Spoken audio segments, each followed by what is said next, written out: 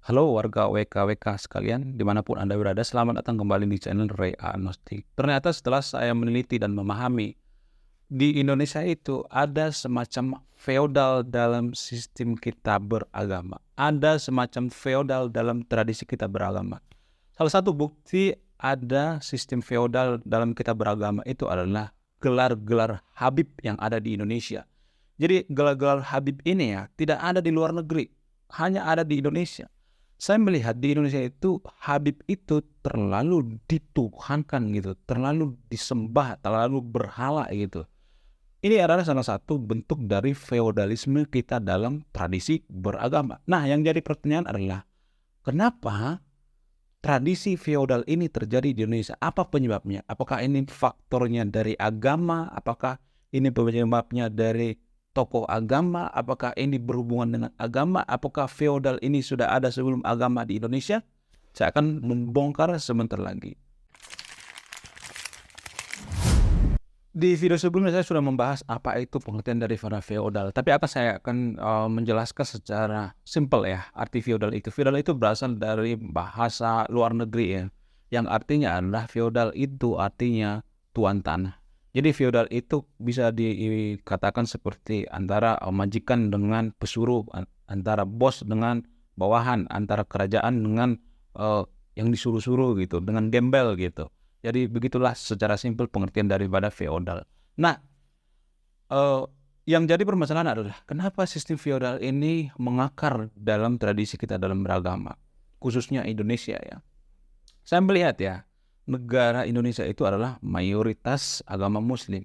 Tapi saya melihat ya, dalam agama Muslim itu tidak ada namanya sistem feodal. Bahkan nabi-nabi zaman dulu itu duduknya dengan para sahabat itu ya setara gitu, egaliter gitu. Tidak ada sistem yang namanya sistem yang menyembah gitu, sistem feodal gitu. Saya tahu itu. Jadi yang jadi permasalahan di sini adalah apakah ini termasuk tradisinya atau agamanya? Kalau saya melihat ya, feodalistik ini menjalar pada sistem tradisinya, bukan agamanya. Ini dua hal yang berbeda ya. Feodal ini merecoki agama gitu. Jadi agama itu tidak ada sistem yang namanya feodal. Bahkan para nabi juga duduknya juga masih barengan gitu. Ngobrolnya barengan, minumnya barengan, makannya barengan. Tidak ada yang ditinggikan gitu, tidak ada yang duduk di kursi yang lebih tinggi gitu. Saya meneliti dan memahami agama Muslim di Indonesia itu terlalu feodal ya. Tapi bukan berarti saya menyalahkan agamanya, bukan saya menyalahkan agama Islamnya.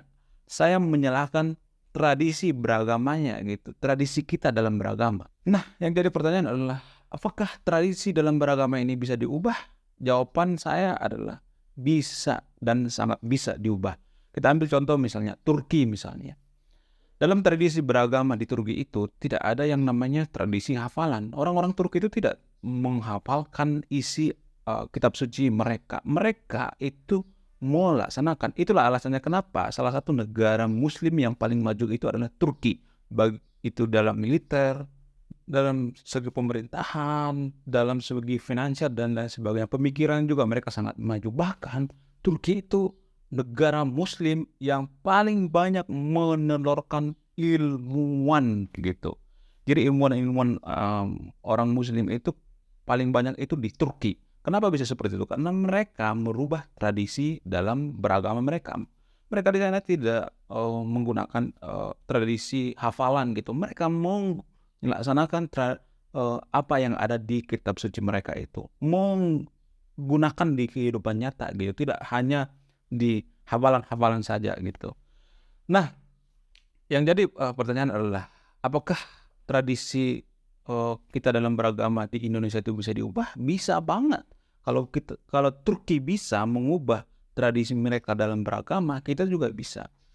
Mungkin di antara sahabat ya, ada yang berpikir bahwa Turki kan maju seperti sekarang ini, Turki kan banyak ilmuannya itu karena dikasih sama Tuhan gitu. Itu karena mereka cinta duniawi gitu. Uh, karena mereka sengaja dicobai sama Tuhan gitu. Saya sering mendengar kalimat cacat logika seperti ini. Kalau menurut saya pribadi ya, kalimat-kalimat yang mengatakan, "Oh, itu karena mereka cinta duniawi." No, belum tentu juga.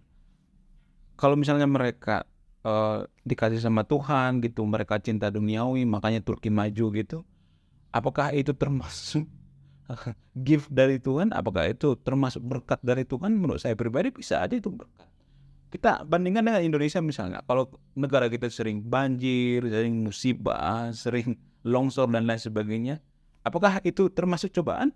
Bisa aja itu adalah hukuman. Sekali lagi saya katakan, bisa aja itu adalah hukuman.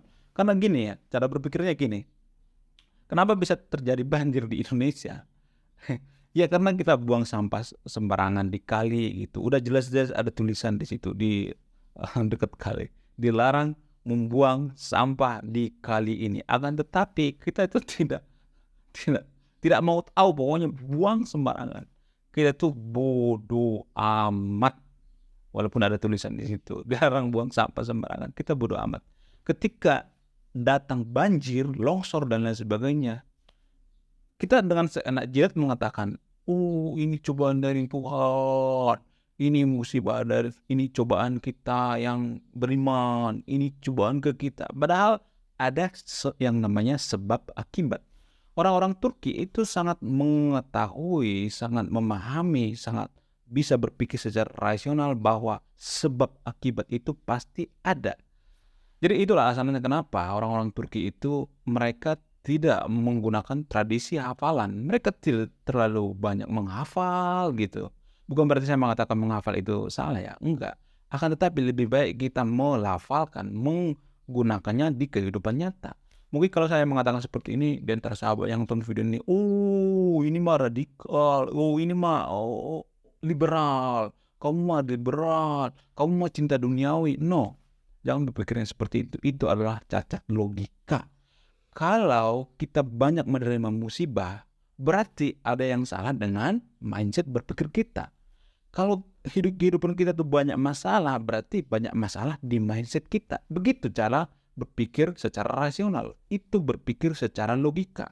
Bukan berpikir secara cacat logika.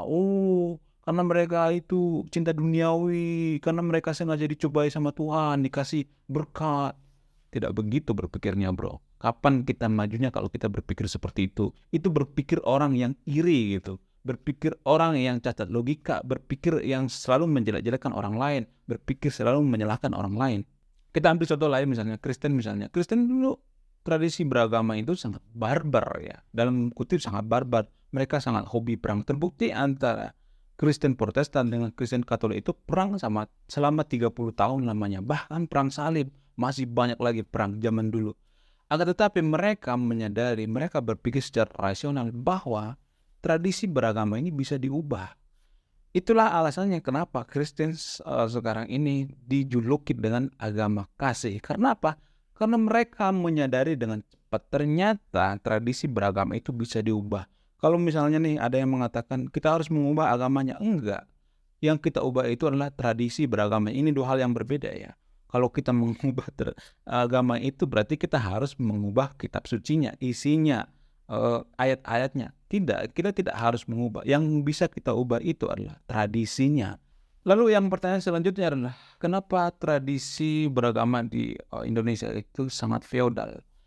Seperti yang saya katakan di video saya sebelumnya, feodal ini berasal dari orang India ya. Yang menyebarkan paham feodal ini adalah orang India. Kenapa orang India? Karena sebelum Indonesia itu menganut sistem kerajaan, Indonesia itu tidak mengenal istilah feodal. Indonesia itu mengenal istilah egaliter, seperti suku Baduy. Sebelum Indonesia mengalami yang namanya kerajaan, suku Baduy itu adalah salah satu contoh kecil bukti nyata sekarang ini bahwa Indonesia itu tidak mengenal istilah feodal. Suku Baduy itu tidak mengenal sistem kerajaan, mereka setara, egaliter gitu. Nah, para pedagang-pedagang dari India, dari Gujarat dan lain sebagainya, mereka menyebarkan agama Hindu. Jadi pas penyebaran agama Hindu ini, bukan berarti saya menyalahkan agama Hindu ya, bukan ya.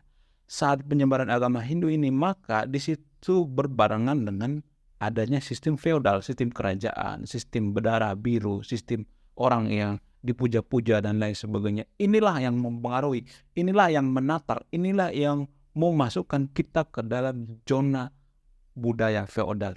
Jadi budaya feodal ini sudah terbentuk sebelum agama Islam masuk ke Indonesia. Kita sudah feodal duluan gitu. Terus agama Islam masuk ke Indonesia, kita juga terbawa jiwa feodal kita itu berontak mungkin ya, meronta-ronta gitu.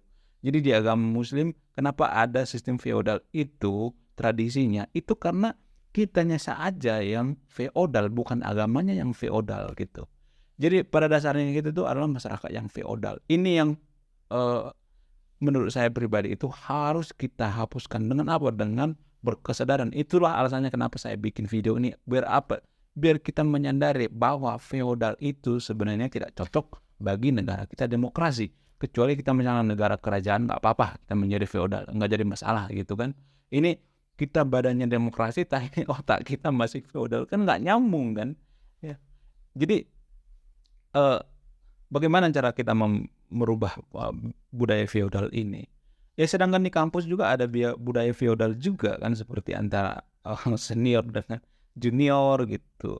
Selalu ada terbawa-bawa budaya feodal. Dari sekolah juga sebenarnya udah ada budaya feodal, seperti guru dengan murid, dosen dengan mahasiswa dan lain sebagainya. Sudah merangsek ke semua lini gitu budaya feodal ini.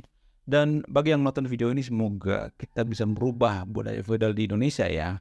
Jangan seperti itu lagi, karena budaya feodal itu tidak bagus bagi kemajuan suatu bangsa. Oke, sebelum saya tutup ini, saya akan memberikan salah satu pesan moral. Pesan moralnya adalah tradisi kita dalam beragama itu masih sangat feodal. Ini akan membawa kita ke dalam jurang kehancuran. Saya Ray Agnostik, salam rasional.